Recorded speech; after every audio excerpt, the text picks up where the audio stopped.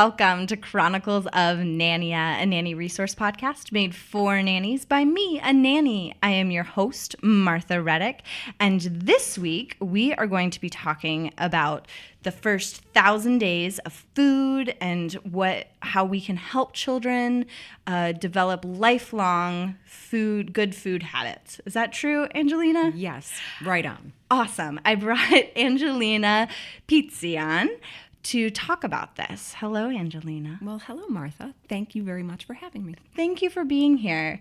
Angelina actually reached out via Instagram to me, and I was so glad that she did. So let this be a lesson to all of my listeners that if you reach out, I will most likely want to, at the very least, have a conversation with you and maybe even have you on the show because this has been great. Yeah, I love learning. And so I'm very excited that you're here to share what you know. Thank you very much for having me. Wonderful. Okay, let's start with talking about the mission of 1-2 Thrive Kids. All right. So I am a former nanny and a former educator. And I think one of the greatest benefits that I brought to my nanny families was a really deep appreciation for healthy eating in kids and healthy eating in families. And it was something that, having worked with multiple families in this way and having every family say that the thing that I do with their children with eating is something that I should consider doing more. Right. That making healthy food for children and feeding them in a loving and respectful way really impacted these families' health overall. Yeah. So I look out in the world and I am a helper. Mm-hmm. I want to make things better. And when I look out into the world, I see a lot of problems that I can't solve. Right. But I look at my little sphere of influence and look at the fact that by helping families live a healthier life through nutritious food choices, but also through their relationship they build at the dining table, that in some small way in my sphere of influence, that yes, I can actually help change the world. Right. One little family, one little mouth at a time. So the mission of 1-2 Thrive is to change the world one tiny mouth, one family at a time. Oh my gosh, I love that. Thank you. We do too. Yeah, and I love the idea of, because I feel like most nannies are helpers by nature. Definitely. I think to go into this profession, you need to have a part of you that wants to help. Yes. And I love that idea of being a helper and looking at how you're specifically adding to the world and following that thread and seeing where it takes you. I just know too many people in just where we are right now in life. Mm-hmm. I have so many people who come to me with the opinion of, or the attitude of, everything is terrible. Right. Or, so many things are not good and I can't do anything, I'm stuck. There's something that you can do, and the caregivers in this world, I've having been a nanny myself, I have had people say to me, like, a nanny? Really? Didn't you go to school to be an engineer? Like, right. You worked in finance. Why are you a nanny? And I believe that the effect that we have on kids on this daily basis is truly life-altering for the people that we care for, but also for the world in general. We have a lot of power in that role to influence positively the children around us. Yes. I love that. Okay, so you talk about the importance of the first 1,000 days in a child's life. And in fact, we were chatting before we started recording, and you were saying that you specifically love to nanny for those first 1,000 days. Right. So when people mention the first 1,000 days, they scientifically or medically usually refer to from the point of conception through, up until the point where a child hits 2 years of age. Right. I used to call myself the 1,000-day nanny, but starting from about 4 months of age as an infant, right, all the way up until the 3rd birthday. So it's not exactly 1,000 days, but in that time, so much happens developmentally with a child.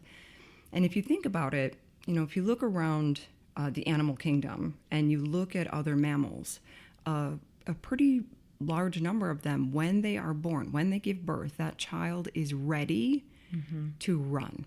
Yeah. Some of them know how to eat. They can, they do all of these things self-sufficiently because they have to. Right.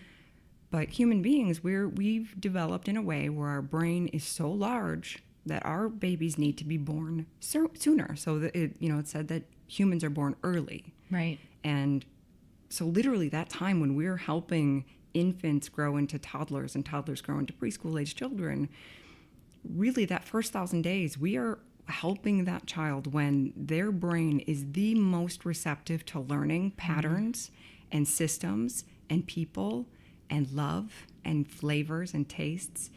Their brain has more plasticity, which means it is more open to learning. It's more adaptive at that point than it will ever be at any other time in their life.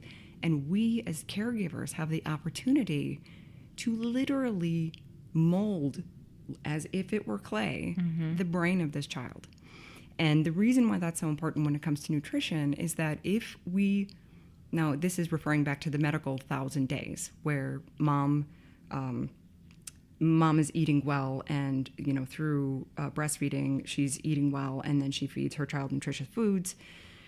If we do that well for the first 1,000 days, we can literally protect that child from the detriment of deficits later on. So if that child has a great first 1,000 days and then disaster strikes in their life, they are more apt to be able to live through that experience and adapt to it, because they learned this when they were completely malleable. Right.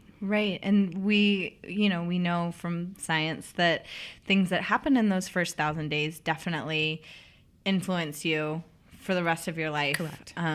I'm going back to school to become a family counselor in the fall, and already I know that, through my own therapy, the things that happened to me in my first 1,000 days I'm still undoing those knots, And so Angelina just gave me an air five. Yes.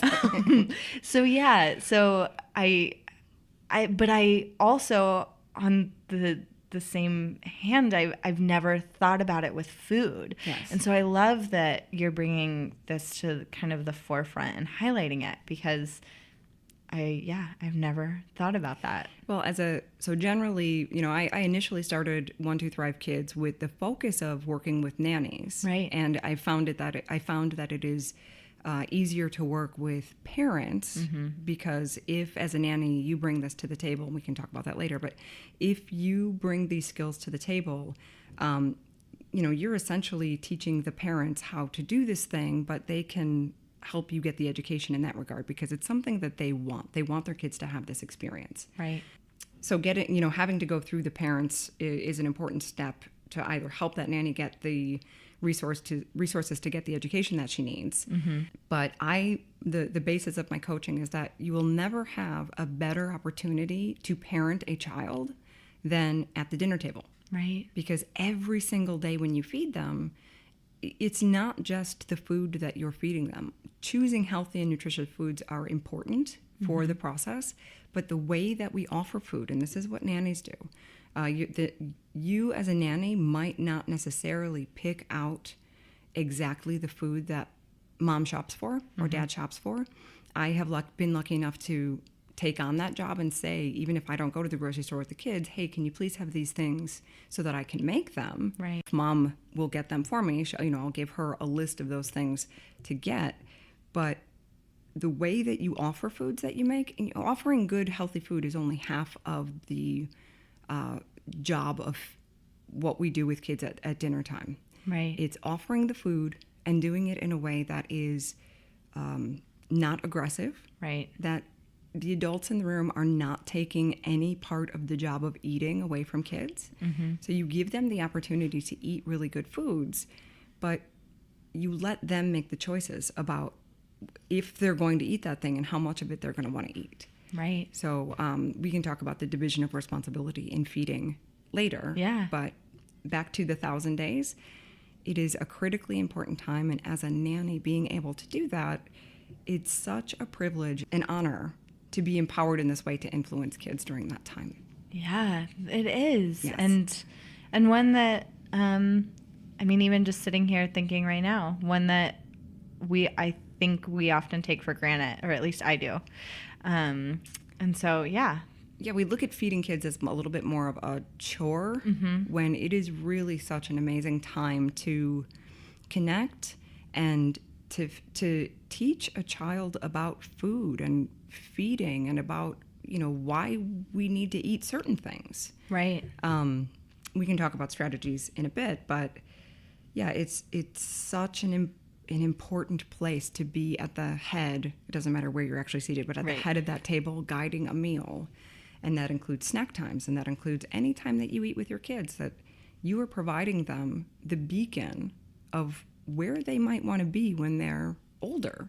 Yeah. They're looking to you for that guidance of, how do I eat? What kinds of things do I eat? And what are my table manners? And so many things they learn from you at the table. Yes, for sure. So what are some simple changes? And we'll get into maybe more like paradigm shifts later, but some simple changes that a nanny can make to change meal times with kids. Great. So if mom or dad hasn't already implemented a schedule, I think offering food in a schedule is really important. I heard you refer to this topic when you had Brooke Blazevich on. You guys were talking about scheduling food. Right.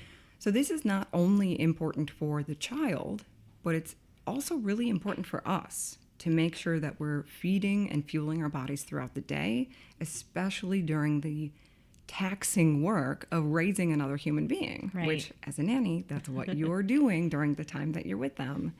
So making sure your own body is fueled at that same time when your nanny kids are getting fueled is really important. We set schedules for babies. We know how many hours exactly it will be until they eat again, and we keep track of those things. When your child hits 1, it's not less important for that child to be eating every 2 to 3 hours. Right. So scheduling that is really important, and I think it's a very easy way to think about food during the day. Right. Because if you know that it's happening at these hours, you're never really stuck for, I didn't expect you to be hungry now. Right. And it also prevents, can I have a snack now? Can I have a snack? Can I eat that? Can I have a snack? Right. Which we know, kids sometimes seem like little snack vampires. That's all they want to do is snack. Yes. But they're really looking for guidance from us about the rules about food. And since so many prepackaged snacks especially are just laden with sugar, salt, fat, all of these things that are like, they set off all of the fireworks in our brains, right? We really love those things. If we just kind of let the food day just happen as it may, we are so much more inclined to grab that package of food because it's convenient. But when you have a schedule throughout the day, that's something that, really makes you think about food more often. And the other really large thing I would like people to think about is that every single meal that you have with a child, whether that is a sit-down meal or it doesn't matter where your meal is, but or like a snack on the go. But snacks too, that every single meal should be a little meal. Right. So that your snack times should not just be raisins. Right. Or just fruit. A much better snack for a child is a half an apple with peanut butter and a glass of milk. Right? This is going to include some things that are going to help keep that child fuller for longer. Right? So if you have, dinner coming up in less than an hour, you want to make sure that they're getting something that's going to make them feel full for a short time, but quickly. Right. So at that point, giving them something that's a little bit sweeter is probably a good idea. Yeah. But for most of our meals, all of our meals, they should be something where they have a little bit of sugar. So like fruit has natural sugar, some starch.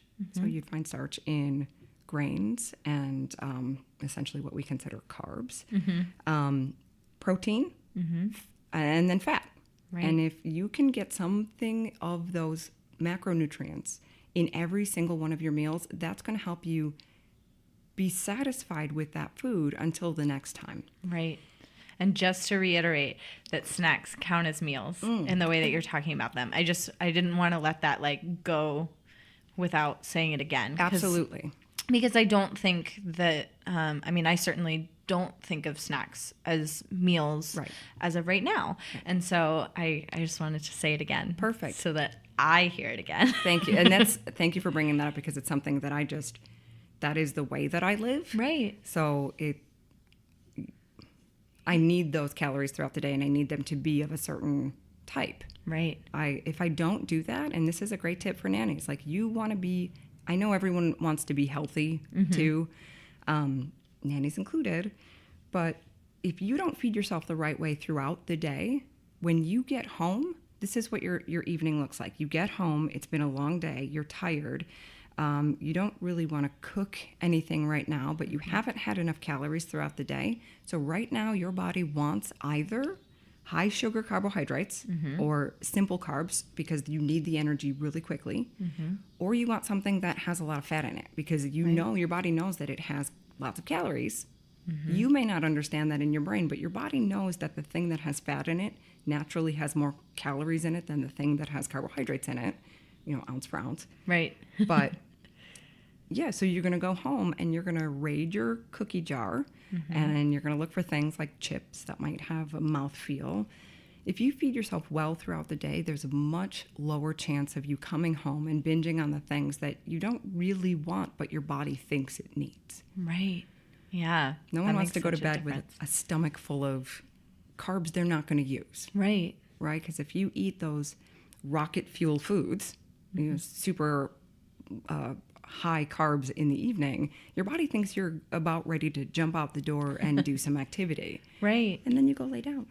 And then you don't sleep as well. Right. And then you wake up tired and you start the day already on empty. Absolutely. Yeah. So one of the other really important reasons to have snacks as meals and to have these meals set in a schedule is that if your child or nanny child is saying that they don't want to eat the meal, and they may be saying that because they know that they'll say, I don't want to eat that meal, or I'm tired, or my stomach hurts, and then you say, okay, you can leave the table, and it might not be 10 minutes later and that child is back asking for either a new meal that they like, so something without vegetables in exchange for, the peanut butter and jelly sandwich or the bowl of cereal.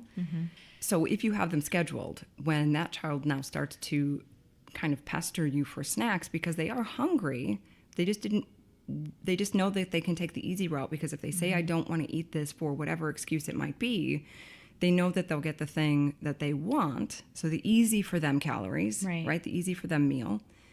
But when you have a schedule in place, it's so much easier for you to say, no, you can eat again at snack time, which is at this time. Right.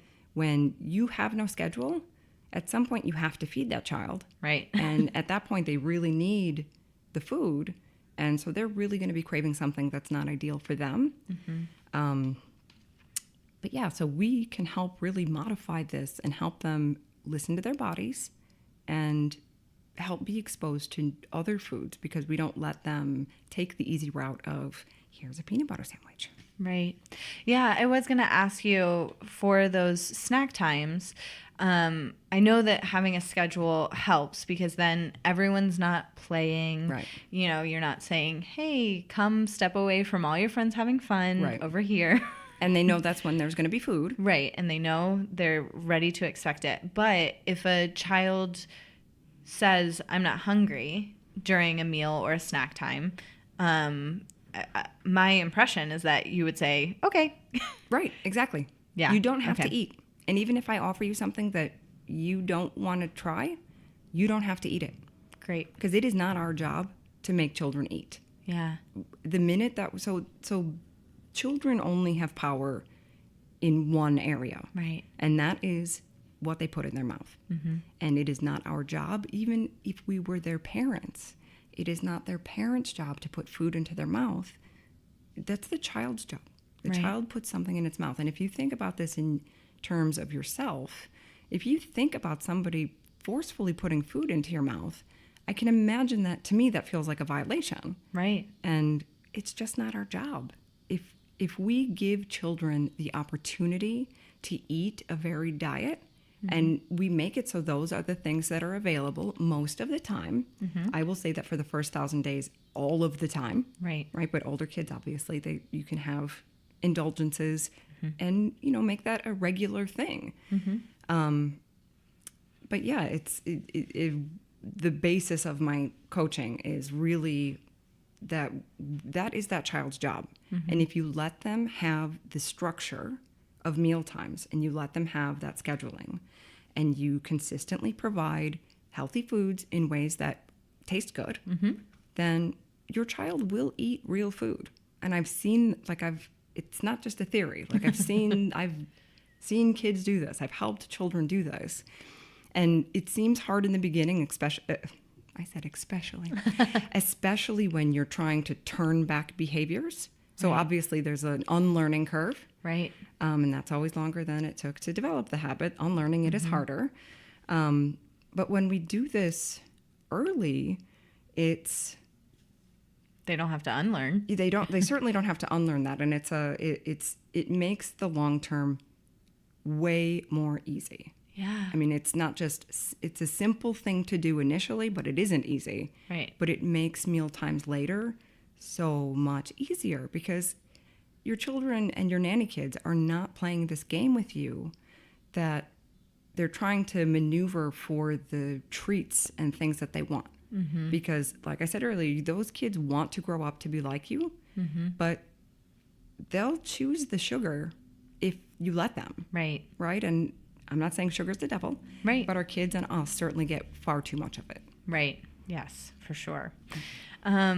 So I think let's move to the division of mealtime responsibility. Wonderful. Yeah. So this is a concept that is put out by the Satter Institute. Okay. So Ellen Satter is, she was a family coach.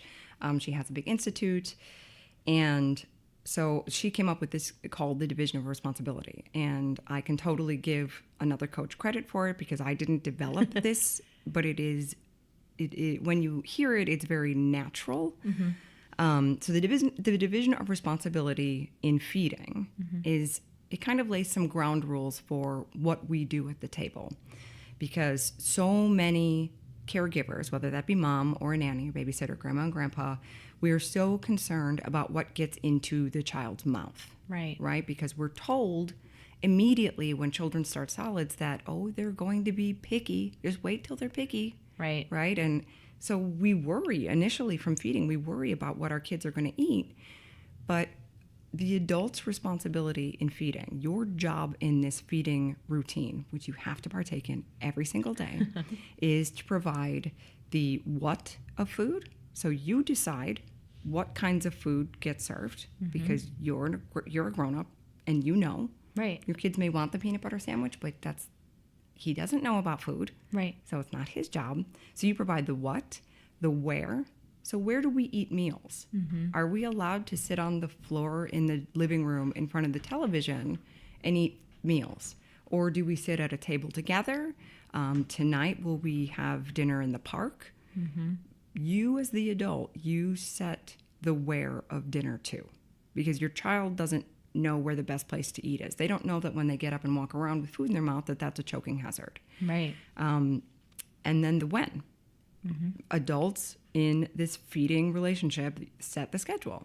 A child doesn't understand how their metabolism works. They don't understand that they need fuel, and they don't understand that they need a certain type of fuel. Right. So as the adult, you set that also. And the child's job is to decide whether or not they eat that food and how much of it if they do. So they're the how. Right, exactly. So they decide. If they decide that they don't want to eat, okay. If you step away from the table, then the meal is over, or you step away from the picnic blanket at the park or the park bench or, the thing at the side of the park that we all sit on when we watch our nanny kids. If you step away from this meal, it's over. Right. And you can have food again in 2 hours at this time. And what that does is it seems hard to do that initially, but what that does is it provides that child with a boundary and structure around when they will get their energy, right? Because we like to think that, oh, we just eat, but it's when you come down to it, these are the things that are literally fueling you through your day and helping you build new cells. And we need that at certain times. Yeah. So to make sure they regularly get it and to provide healthy food, I would say for the first 1,000 days that healthy food is 100% healthy food. And then for bigger kids, you want to make that 80 or 90% of the food that they get should be really good, whole food. Right. A lot of plants. Yeah, and just the right amount of those things. Right. Yes. I love that. And another thing that I heard you say in there that kind of clicked in my brain is this idea that we start labeling kids as picky. Correct. Before they even speak a lot of times. Yes. And so, but they're picking that up, right, that they are a picky eater. Exactly. And so, because I just taught theater camp for 2 weeks, and a student said to me, well, I'm a picky eater. I'm a very picky eater. Right. And she would never have had that thought had someone not said that. Right. To her multiple times. And now it's part of her persona. Right. So when she goes to the table, she approaches all food with some skepticism because she's picky. Right.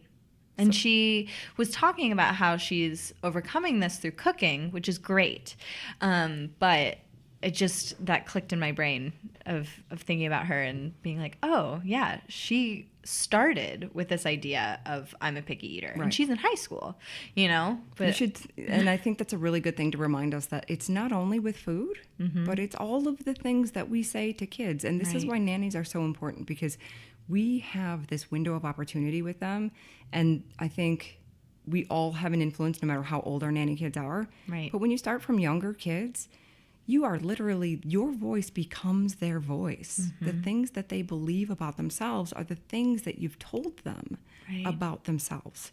So the positive words that we can have to kids. And I'm not saying that, Jimmy is an angel all of the time. You want to be honest with that child, but yeah, dealing with our own issues when we work with children specifically, and when we parent them especially, we're dealing with a lot of who we were at that age. Right. So it's also a good thing to remember to try to be kind to you at that age, or think about when you meet a kid, whether that's the bratty kid in Target, when you want to say, ugh, right, and judge that mom and that poor kid, just think of who you were at that age, and maybe if that was you, what would you be able to tell yourself? Right. And I'm sure that picky eater, if she could go back and do that exercise now, she probably would have, at some point, she will realize that she didn't want to be a super picky eater. Right. I wish they didn't tell me that. Right. I completely agree. Yeah. And yeah, the behaviors that get under our skin the most are because we see ourselves in them. Correct. So just keeping that in mind. Right. I do that. Oh, I hate that. And even if we don't have that thought of I do that, right, it's, so subconscious. So what are your tips from transitioning from bottle to solids? So the best advice that I can give for that time is to be patient, try again, and be consistent. Right. So we want to keep, when we initially introduce solids, and I'm willing to bet that if you're working with a child young enough that this is their first solids, especially if it's the first child in a family, that you won't be responsible for that very first meal. Right. Right? Because mom and dad are going to do this, and it's going to be a picture opportunity. And as a nanny, you have the opportunity, if you're comfortable in this realm, to start talking to mom about that if that's what's happening. If you're the baby that's in your care is about ready to start solids, this is something that you can now guide. If you have the right education, if you learn about this process, this is something that you can guide and truly help that family make better decisions for the health of their baby. So initially when we offer solids, we're doing it in very small amounts, right? Less than a half a teaspoon. And we're combining that with some breast milk or some formula, depending on the milk that they take. And we're just getting the process of bringing a spoon to a mouth. And if you're not doing baby-led weaning, Baby-led weaning is essentially when you give infants food right on their tray, and you allow them to select the food and to pick it up and put it in their mouth and to gnaw on it until they get what they need from it. I am not against either of those theories on raising babies with food, whether it's purees or whether it's baby-led weaning. As a nanny, I understand the fear that comes along with baby-led weaning because there's always the fear of choking. Right. I hope that the nannies that listen to this podcast are CPR certified, and if they haven't had that class in a while, to please refresh themselves on it, because I just signed up because mine expired this month. Perfect, so right. I signed up again. Perfect, because there's no better thing to have in the back of your mind than the experience of even working with a doll. Right. When you actually have to do it. It is the most frightening thing, but just having the experience of doing that physical thing will truly, propel you through that experience. And later on, you might think, how did I do that? But you'll have that experience in the back of your head, which is crucial. Yes. So we slowly offer foods to babies, right? Initially, the babies will get a new food supposedly every 3 to 4 days. Right. We try a food. We want to make sure that that baby's not allergic to that food. So we offer it in small amounts, and then we offer it consistently for a couple of days. And then we watch. So every day when we feed a new food, we look for an initial reaction, which might be some red bumps around the lips, coughing, gagging, scratching. But we also watch later. Right. So for the day after that, you want to look at diapers and making sure that there aren't any unusual rashes. I don't recommend starting with highly acidic foods to feed a baby, because just simply the acid in going through their body can cause a rash. Right. However, the misconception about feeding babies and feeding them early is that baby food should be bland. And also baby food should be sweet. So if you go, next time you're in wherever you shop, please visit the baby aisle. If you have never bought baby food, this is a really good it's a really good thing to experience through your eyes now, because when you're a mom, or this is something that you have to do, your lens is, I think, filtered differently. So go through the aisle and just look. I mean, just the hormones alone of being a new mom. Right, exactly. But then, everything of wanting to do that the right way and not having the bandwidth to now learn about how to do that the right way.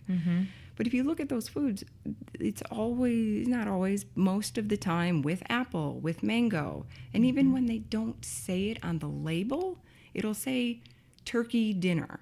And then you look on the back of it, and one of the first ingredients is apple, pureed apple.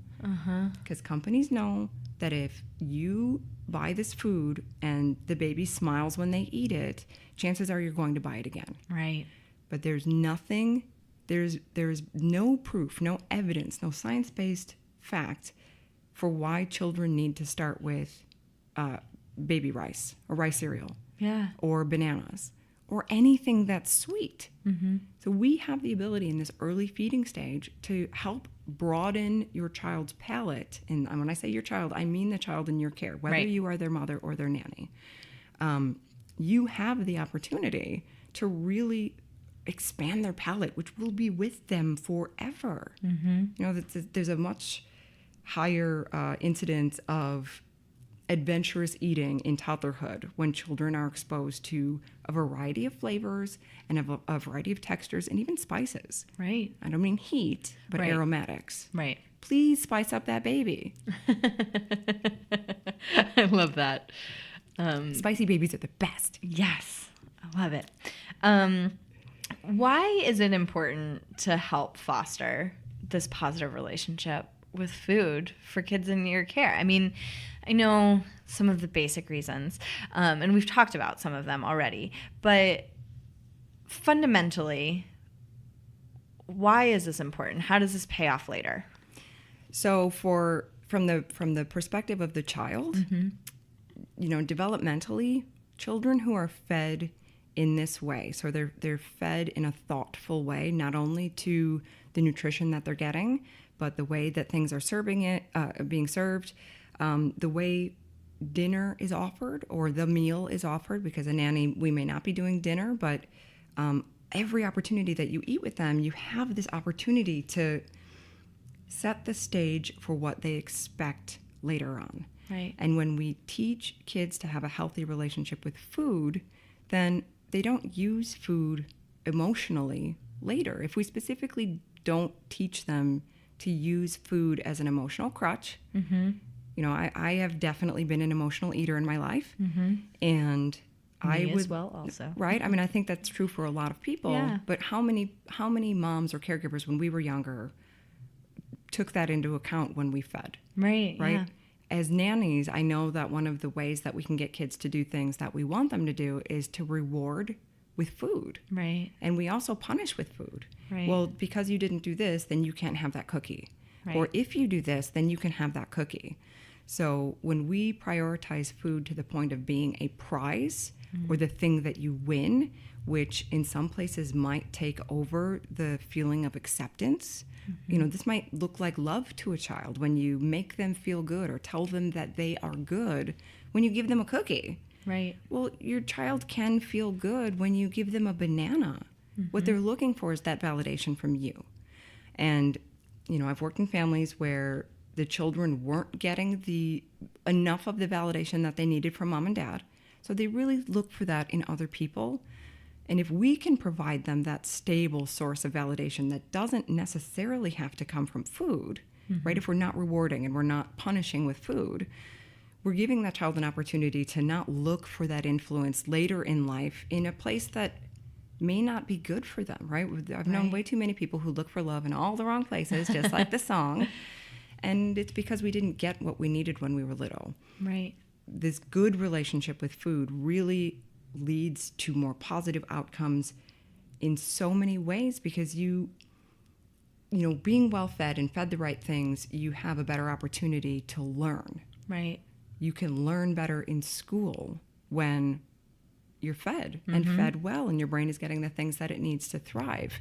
So that means, for example, if your child is not getting enough fat calories because they're eating too much sugar, and sugar will definitely block the child's desire for another type of food. Right. So if they're not getting the fat that they need during that time, well, then their brain doesn't work as well as it should be because it's not growing well enough, and they may have problems in school. Right. If your brain's not developing the right way, then you may have social problems because those cognitive areas in your brain, they're the areas that deal with relationships, aren't fully formed or don't really know how to communicate. So those problems lead to so many larger problems later on. Even if we don't look at the physical aspects of the positive reaction to having good, nutritious food fed in a loving and respectful way. Right. There are so many other outcomes that are affected by this relationship. Again, you will never have a better opportunity to influence the life of a child than every day when you sit with them with a meal. And that's the most important part, is you sit with them having that meal. If And you eat as well. Absolutely. And hopefully, I know that you and Brooke talked about this in that podcast as well, but making sure that what you eat is a good option, that's something that you would actually aspire for them to eat, it's so critically important. So I'll give you a great example of this. A couple of years ago, like a year and a half, 2 years ago, I was working with a family, and I was also competing, training to compete in a bodybuilding competition. And so I was eating a very specific way. Right. And I was eating differently than my nanny kids because I was eating, you know, chicken breast and broccoli every day. I mean, you can't feed that to a kid every day. Right. But sure enough, the little boy that I was working with, he went from like, broccoli, and like throwing it off of his high chair to like ready to fight me for some of my broccoli. Like, you're going to give me some of that. And I think that was, and this was so recent, but it was such an eye-opening experience for me to have this kid who truly, quote unquote, hated broccoli. Right. Like, wouldn't eat it, didn't want me to have it on his plate, to like not just eating it, but eating it raw and eating it all of the ways that I would cook it, and really being interested in that thing because it was mine. Right. And he saw me eat it, and he saw me mostly enjoy it. When you have it every day, it's not the most enjoyable thing. Right. But what you eat in front of them is so important. You are truly the guide. You are providing a guide light for them to what they might be when they're older. Right. And to show them that this is how you can eat. And I know it's hard for nannies who are often working in places where, parents may not know how to feed their kids well. And so you're working in an environment where there are a lot of, there are a lot more processed foods than maybe you want to be exposed to. But I can definitely recommend that if that's the case, that you have a talk with the parents. If this is something that you would like to implement, we were talking about the benefits to the child of implementing this, but the benefit to the nanny is that if you decide to continue nannying, and I know many people work, through whether they're in nursing or education or another route, they may be nannying for a short while and plan on doing something else. But as a nanny, if you choose to be a career nanny, this aspect of that, going into a job saying, I understand how to do this and I would like to take this off your plate, you have an opportunity to be such a more valuable person in that family's life because you're teaching them how to do something that I know they want to do. Right. If a family is reluctant to implement a change, toward a healthier lifestyle and that, with food, then it's probably because mom or dad or both, they are reluctant because they know that they need to make a change. And that's probably, fear-based. Absolutely, right. Of fear of failure, or fear of admitting that they're not feeding their child in the healthiest way or any of those things. At some point, I have actually left a job because the way that parents fed their child was so out of line with how I feel about feeding children that I could not put myself in that position. Right. I had a little, a 3-year-old girl and then a little boy who he was pre-diagnosed autism. He did eventually get that diagnosis, but I would be trying to make these, forward steps with food, and mom would come home with a big giant box of donuts. Right. And it was so counterintuitive to me, and I felt like it was just wrong that I had to leave. I couldn't just make sure that in the feeding relationship that their family style is something that you can get on board with. And even if parents don't eat in the same way, and even if they don't feed their children in the same way, it is something that you can ask to do. I'd like to prepare lunches, snacks, and whatever meals that you have with them. Hey, I'd like to prepare this thing. Would you let me do that? Implement that way of eating anyway. Right. Do that anyway, because even if it's not the thing that they experience with their parents, in a lot of cases, it's the experience that they'll have more because they're with you for more meals. Or even if it's not more, it's something that they will still remember. Right. And even if they don't eat that way with their parents, if they pull the whole, I'm not hungry, and 10 minutes later, I need this, I need a snack. With you, as long as you set the boundaries around this and can stick to saying, well, then this meal is over, and you can eat again in 2 hours at this time, and you stick to that, they will do this with you. Right. So. For sure. Just like anything. Exactly. Consistency is the name of the game. In all of the things that we do, it is consistency. Yeah. And I also, going back to this idea of having this schedule, I think that takes away a lot of the emotional baggage with it. And, psychologically speaking, this idea that food is connected to the mother in our, psyche. And this idea that they will consistently get food throughout the day builds this trust, and I think helps them with separation anxiety and absolutely and just moving throughout their day if they're not worried about when am I going to eat again? Yeah, when am I going to eat again? What am I going to eat again? Right. Then I think that can have a big impact on what else they're able to accomplish in a day. And reducing anxiety, right? I mean, it's just really, kids want structure. They really do. Children don't know how to tell time. So they can't look at the microwave even, they don't have a watch. Some of them can tell time, right? So if we're working with older kids, but a lot of littler kids don't know how to tell time. So knowing that you are going to tell them that this is food, even if they're doing something really interesting. You are going to interrupt them at 10 o'clock in the morning and say, hey, it's time for a snack. We need to take a break from this, or we can do it in, I'm going to set a timer for 10 minutes so you can finish this activity. Right. But at 10 minutes, we either need to eat or we're not eating again until lunchtime. Right. Right? And I understand nannies are generally on the go, working around that and making it so that it's something that is flexible for your schedule, but that it also meets their need of getting food every, between 2 and 3 hours, 2.5 hours. Around that time, regardless of what you're doing, we need to plan that out in the beginning of the day. Right. If we're going to the zoo that day and we're going to be away from home base, you need to know what you're bringing. And you need to know that if you're in an activity or a class, you have to work a snack around there somewhere. And it has to be a meal. Yeah. Yeah. That's so important. Very.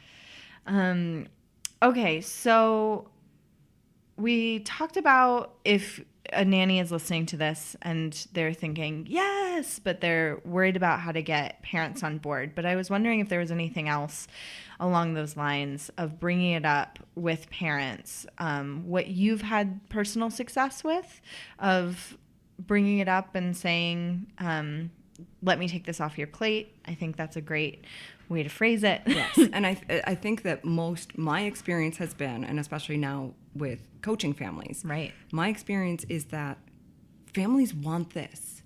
In every nanny contract that I've signed, there has been an input for, we'll make healthy meals. Right. So even if you're not working with a contract, know that this is something that parents are really looking for. And if your initial motivation for doing that is knowing that, hey, I could ask for a raise. I'm going to take all of this off of your plate.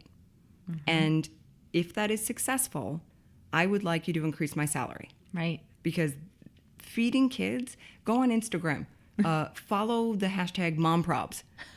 Half of them are, Alexa, feed my kid. Right. Right? It's a chore. And I think because we don't view it as the, this wonderful celebration of bonding and time together as it is. So we look at it as a job. Right. And moms look at that as a job. And if you're working in a family that has a working mom, then she really needs that support and needs that help.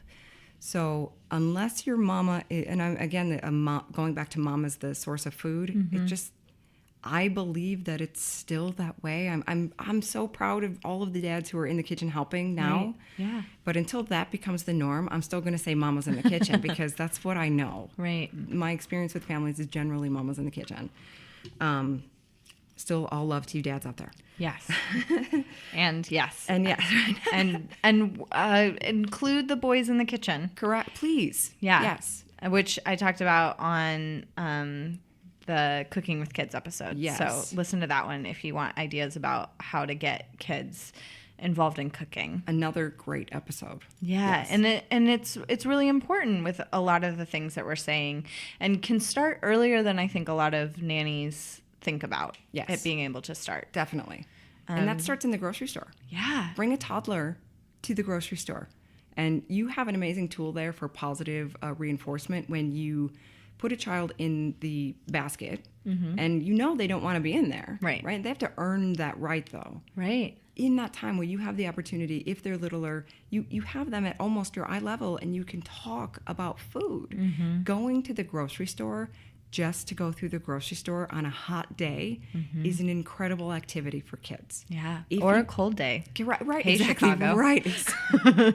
What am I going to do with them today? I know. Let's go to Mariano's or wherever you shop for food. But walk down the aisles. Look at some, the back of the food labels. Right. If you have bigger kids, it's an amazing time to start really getting them to think about what they're putting in their body and how they get that from, what they need from food. How do they get that from food? What foods will give them that? And if that's not something that I'm going to throw it out there and put a blanket statement on this. And I think it's a positive thing that nannies, above all else, you're intelligent. Right. If you don't know this now, you can know this. There are resources to learn this information because, 1, you need it. Right. 2, your kids need it. It'll make you better at your job. 3, it'll make you a great parent someday. 4, it is a total resume booster. Right. That I can do this thing for you and your children are going to learn about food. They're gonna be exposed to healthy food, and I'm gonna essentially take a lot of this responsibility off of you. And I know a lot of nannies have so much work put on them already, but you have had you'll know which episodes to refer back to learn how to step to the table and advocate for yourself. Right. Because this is a skill that I'm telling you parents they need help with, they want help with. And if you can be that resource for them, if you're in a family where you are watching the first kids, the first child in a family, you really come in as the expert. And this gives you so much power in that role, not as like having power over anyone else, but to be an advocate for yourself and earn more money and really feel like you're being compensated for this incredible job that you do every day. Right. If a nanny is listening to this and feeling overwhelmed or lost, where are some good places to start? Obviously, you can definitely Thrive. You can definitely reach out to 1 2 Thrive Kids. Which I will definitely be posting links throughout the week on Facebook. So check that out for those links. You can follow us on Instagram and on Facebook. We post a lot of things on Instagram. You can also reach out to me through any of these channels. And She's very good at communicating. Thank you very much. I didn't start this business to make money. Right. I have to be able to do that. Right. But if there are times where I love answering people's questions, and just as an aside, all of my first consultations are free. So if you just want to run some quick questions by me, and I can also help you to maybe pitch this idea to your family that you're working for so that they can actually hire us and get you some real learning into how to implement a good schedule and cook really healthy food. These are things we can do completely virtually. So, I can be a resource to help you have your nanny family, your employers pay for your master's. Right. Yeah. It's not a master's degree, but it's really good information. Yes. But it's a master's worth degree. Right. You'll use it more than you will. I won't say algebra because I used to be a math teacher, so I just can't say that. But yeah, there's trigonometry. Right. Thank you. Right. Exactly. Trigonometry. I won't say algebra. Trigonometry for sure. But yeah, what are some other resources? YouTube is a great resource for learning how to cook something. Right. Right. There are literally hundreds of great resources online for making. Recipes. There are thousands and thousands of resources online. I can definitely post to some of those resources that I like. On the top of my head right now, I have so many that I'm not going to dive down into all of them. But by the time this airs, we will have something on 1 2 Thrive Kids. Great. That essentially the wonderful things a 1-year-old can do. Yeah. And so that is what a 1-year-old can do at the dinner table or at the meal table. Right. And what you can gain from this for even older children is understanding that if we feed them in a certain way, these are the things that you can expect from them, right? So even the most picky eater who's real fidgety at the table, when you read this, understand that even that kid can meet these expectations. And I say a 1-year-old because we generally take children up from 6 months of age to 1 year old in our coaching, so that they go from weaning to sitting at the table with you, eating the same foods that you eat. Hint, hint, your food needs to be good too. Right. Because you're not going to put a plate of broccoli in front of a 2-year-old and you French go and fries eat. Right, exactly right. That's just never going to work. So if you want that from them, you have to do it too. But please download this resource. It's something that you can learn from yourself or give to your employer as a guide as to, hey, I'd really like for Sarah to do this too, or whoever you're working with. Right. And also keep in mind that 1 2 Thrive Kids, you can visit it often because you guys post a lot. Yeah. So just keep going there. Because there'll be more resources. And I would actually love to hear what specific things you would like to learn about. Yeah. So we will post about Chronicles of Narnia. So please just look through our squares and look for the awesome yellow Chronicles of Narnia logo. And please tell me the kinds of things that you really need to learn. Yeah. Things that you'd like to know about, whether it's how to cook, what foods do we need, why do we need these things. I have challenges at the table with feeding. It feels like a food fight. Mm-hmm. If you have any of those concerns, I would love to know. And then, and then I can post resources like that for you online, and then you can learn from those things too without even having to, use a coach in a professional setting. Right. But also keep in mind that free consultation, because you can then basically get like one tailored pitch to your nanny family. Correct. Right. Tell me which is great. Come to me with questions, and whether it's that, how do I present this information, or specifically, what do I do to change this behavior? Right. Then, yeah, please let's make that happen. Yeah. Because it matters that much. Right.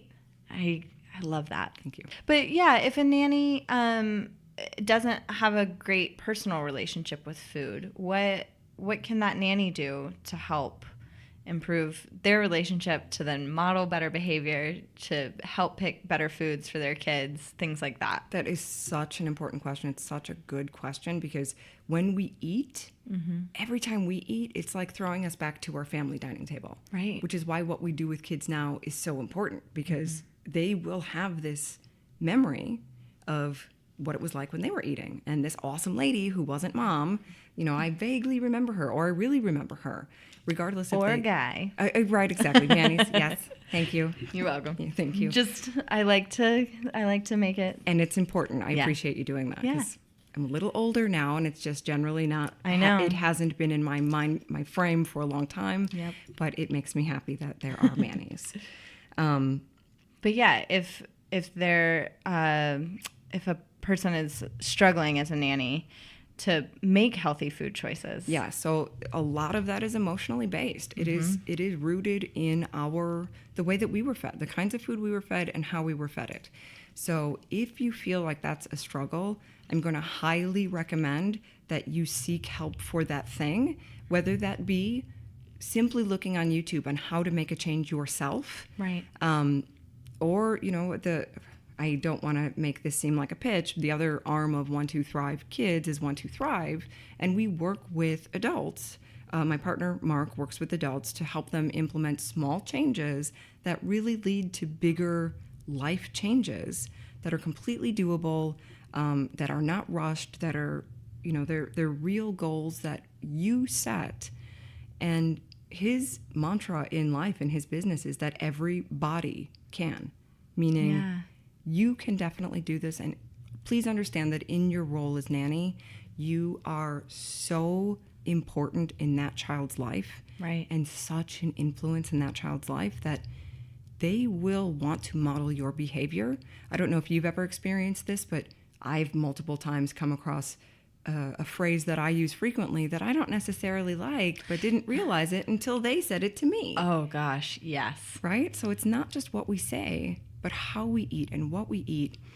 And you can really learn a lot from this experience for yourself when you understand how important that is for you. Because if you can look back and say, oh, yeah, this kid is going to want to eat like me. And if that makes you uncomfortable, then that is really something that should be addressed, not just for your job, but for yourself. Your health, really relies on this thing for you too. Right. So, yeah. And I also think, just throwing it out there, that it's important to think about how we talk about food. Absolutely. One of the podcasts that I've been listening to, called The Guilty Feminist, was talking about how a lot of women particularly, but any gender, when they talk about food, they talk about what they're not eating at the moment. Yes. And so just thinking about that as we discuss food in front of children, I have been gluten-free recently because I find that it makes me feel better. Right. But a child that I nanny for was talking to me about that and remembered that I was gluten-free and had picked out something gluten-free for me, which was very sweet. But just thinking through that about how much she absorbed. Correct. That I was gluten-free. Absolutely. You know? Because now you have to have a conversation with her about it. Right. You absolutely have to define that for her and tell her why that you do that. Yeah. Which we did in that moment. Excellent. Have that conversation of like, gluten makes me feel sluggish and tired and like I want to take a nap right after I eat it. Great. And so it's not a food that makes my body feel energized. And in that moment, something that you can do for her is to encourage her now to journal about how she feels when she eats. Right. Because if she's at that age where, you know, one, she can read gluten-free on a package, right. and she knows, yeah. right? And it's something that she can wrap her head around, really getting her to identify her own body sensations when it comes to food. Am I really hungry? Was I really hungry when I ate that? I ate a whole bag of jelly beans. How did that make me feel? I ate a banana. How did that make me feel? You know, the different types of food, you might help that child realize that they do have a sensitivity early in life. But I'd really like to stress that regardless of what way you are eating, that we please expose non-sensitive children to the things that you might be sensitive to. Yes. So I've seen it in families where there is a sensitivity, one that might not have been tested or diagnosed, and you know, whether it's a keto lifestyle or a gluten-free lifestyle or some kind of diet, paleo, vegetarian, vegan, especially vegan. If you decide to be vegan with your children, or you are vegan and your nanny kids are not, less of a problem if they're not your kids. Right. But if you see parents raising kids in a vegan way, please encourage them to see a nutritionist to make sure that their child is not deficient, because it's really hard to do that effectively, especially with children, because they just need so much more. But yeah, if you're living in a way, please expose your children to that, because especially very young children need to be exposed to allergens, and that is not a nanny's job to take that responsibility on initially. It should be a conversation that you have with the family of, hey, I know I've read, the latest research says that exposing children to allergens early as the first month of exposure to food is really important to help them develop antibodies to those allergens. But even more so, not more so, this wanes as children get older, but please expose them to the foods that you don't think that you can have or are not good for you. Right. As long as they're still good foods. Right. Because children need, they need different types of foods than we do. And one, you might help them develop, understand that they do have a sensitivity. You'll definitely help them understand more about food and how that works in your body. It's not just something I have to do, but hey, this actually really affects me. Yeah. If I don't eat breakfast in the morning, I was so moody at school. I had no energy. Or I ate this really filling breakfast in the morning and I felt great and recess was amazing and I felt like I learned something. Yeah. So you have that power as a caregiver, and it's, ride that power, like use it for good. Right. And even I have a very severe tree nut allergy. And so I consistently have to have the conversation with kids of, I can't feed you that, or you can't have that while I'm here, right, because I could be sick. Severe. Right. Yeah. Yes. It could make me very sick. But I always add to that tree nuts are so good for you if you're not highly allergic. Yeah. If they can't kill you, then they're very, very good for you. Yes. And so, encouraging them that food is a very good food. I just can't serve it to you. Right. And if it's something that you're disappointed that you can't have, then share that with them too. Like, I really wish that I could have those things. And if I didn't have this reaction, I would. Right. Not just because they're good for my body, but I really like the way they taste. Right. Yeah. And on the flip side of that, please don't ever tell kids either before they try something, you won't like that. Oh, yeah. Don't do that, because now they think that something's up. Right. And if they do like it, then it's confusing. Right. Or if you get them to try that after you say that, congratulations. Right. You're probably working with an oppositional or defiant child, because you're not going to like that. Really? Watch me. Exactly. Right. I will love this cauliflower. Right. Awesome for you. Yeah. Wink, wink. Yep. Even today, one of my kiddos was eating pizza, and I had cauliflower and other things, but the cauliflower caught his attention because they usually bake their cauliflower and mine was raw. And he was like, what is that? I was like, cauliflower. Would you like a piece? Like, that's not what cauliflower looks like. Yeah. And he ate some, even like his pizza wasn't even done. I was very surprised by it. And look for those opportunities, because if you guide them, you will have so many more of those. Right. Yeah. Regardless of how hard you think it will be to get a child to eat in a healthy way, I can practically promise you that as long as you're working with a typical child, and I can't say that the stats are exactly the same for children who may have sensory processing disorders or texture disorders, texture sensitivities. Right. But if you put this work in and you are consistent and you are loving and respectful in your feeding, that you will have this change. And if you're listening to this and you decide to do something with that information and something surprises you, please let me know, because I live on those stories. One of my favorite stories with parents is hearing a parent who doesn't eat a food and they're very surprised when I ask them to introduce it to their children, because they're like, ew, broccoli, I'm going to make that for my kid. Right. But then like a month later, they're like, so we're eating broccoli. Like, thanks. Right? Like, they've decided that, wait a minute, he really enjoys that. I'm going to try it. Oh, wait, it's not the monster I thought it was when I was little, or, whatever thing that we built up in our head about why we don't like this one food. We can learn from our kids too. It's an amazing thing to learn from them and be like, oh, it's really not so bad. Yeah. Oh, I think that's a beautiful place to start wrapping up. Thank you. So if someone is listening and they want to contact you, how do they do that? You can do that through 12Thrive Kids, 12thrive.com directly, so you can reach me there. You can reach me at my email at angelina@12thrive.com. You can reach me by phone, which I think you'll post instead of just saying it here. Right. Follow us on Instagram and on Facebook. I'm available through those channels to answer questions for you, to hear your feedback, and to help plan more of my coaching around the things that you need. And I would love to be a resource for you even if you're passively taking in the information that we put out or actively participating in that. I would love to hear from you and know how I can help you better.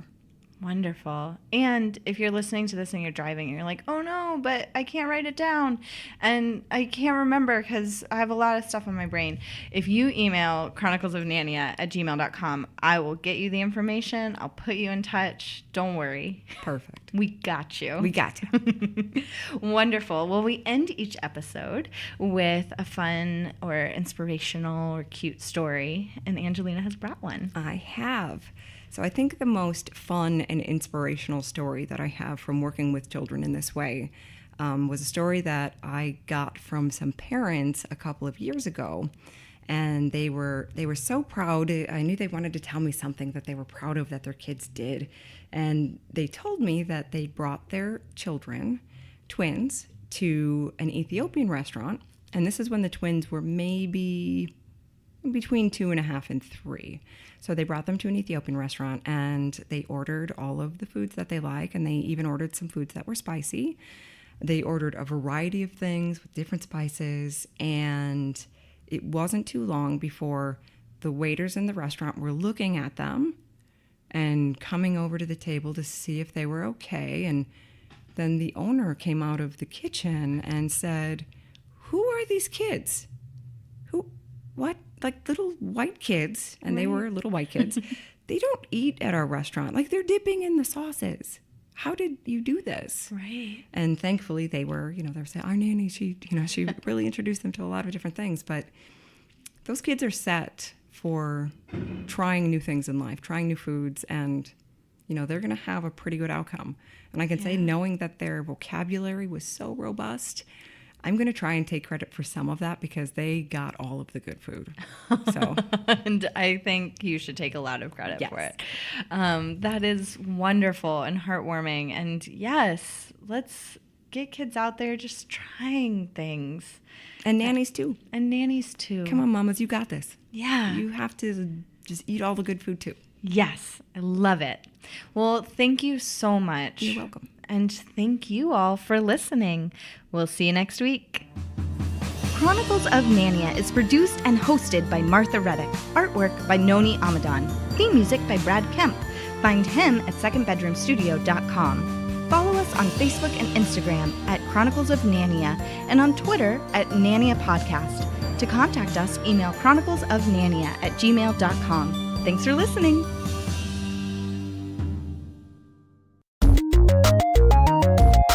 This show has been brought to you by Machine Culture.